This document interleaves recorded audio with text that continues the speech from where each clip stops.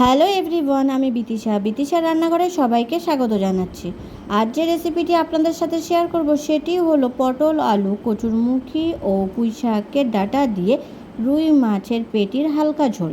চলুন তাহলে দেরি না করে রেসিপিটি দেখে নেওয়া যাক। প্রথমে রুই মাছের পেটিগুলোকে একটি পাত্রে নিয়ে নেব। এরপর মাছে পরিমাণ মতো লবণ ও পরিমাণ মতো হলুদ দিয়ে ভালোভাবে মাখিয়ে নিয়ে কিছু সময় রেখে দেব। অন্যদিকে কচুরমুখী খোসা ছাড়িয়ে ধুয়ে নেব। আলু, পটল ও পুঁই শাকের ডাঁটাও কেটে ধুয়ে নেব। কড়াইতে পরিমাণ মতো সর্ষের তেল গরম করে নেব। তেল গরম হলে লবণ হলুদ মাখানো মাছের পেটিগুলো গরম তেলের মধ্যে দিয়ে দেব।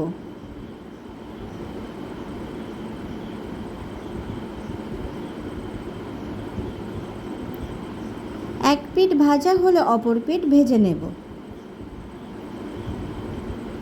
দুই পিঠ ভালোভাবে ভাজা হলে ভাজা মাছগুলোকে এক এক করে তুলে নেব।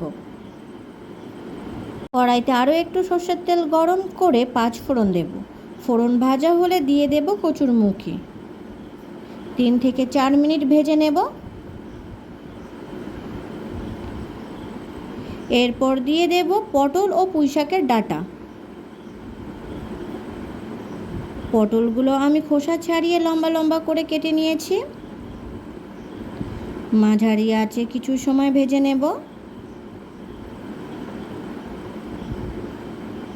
পটল ভাজা হয়ে নরম হয়ে আসলে দিয়ে দেব কেটে রাখা আলু।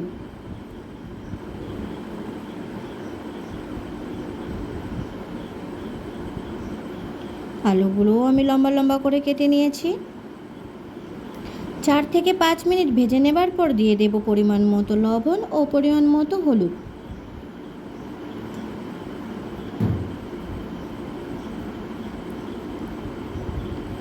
এরপর দেব পেঁয়াজ কুচি, কয়েকটা চেরা কাঁচা লঙ্কা ও টমেটো কুচি। কিছু সময় ভালোভাবে ভেজে নেব।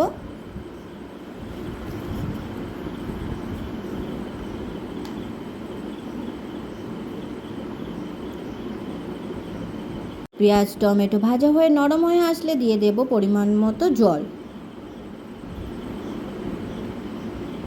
ঝোল নেড়ে চেড়ে নিয়ে ফুটতে রেখে দেব।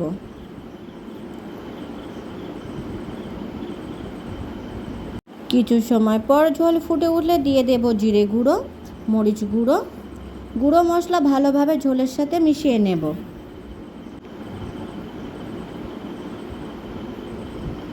ঝোল ভালোভাবে কিছু সময় ফোটার পরে দেখে নেব আলু সিদ্ধ হয়েছে কিনা। আলু সিদ্ধ হয়েছে, দিয়ে দেব ভেজে রাখা রুই মাছ। মাছগুলো ঝোলের সাথে মিশিয়ে নেব। আরও কিছু সময় ভালোভাবে ফুটিয়ে নেব।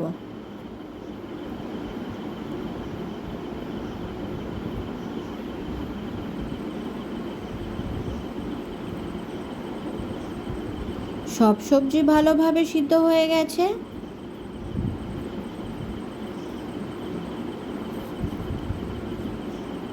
তৈরি হয়ে গেছে পটল, আলু, কচুরমুখী ও পুঁই শাকের ডাঁটা দিয়ে রুই মাছের পেটির হালকা ঝোল। ভিডিওটি কেমন হয়েছে অবশ্যই কমেন্ট করে জানাবেন। আর ভিডিওটি যদি আপনাদের ভালো লেগে থাকে তাহলে আমার চ্যানেলটিকে সাবস্ক্রাইব করতে একদম ভুলবেন না। ধন্যবাদ।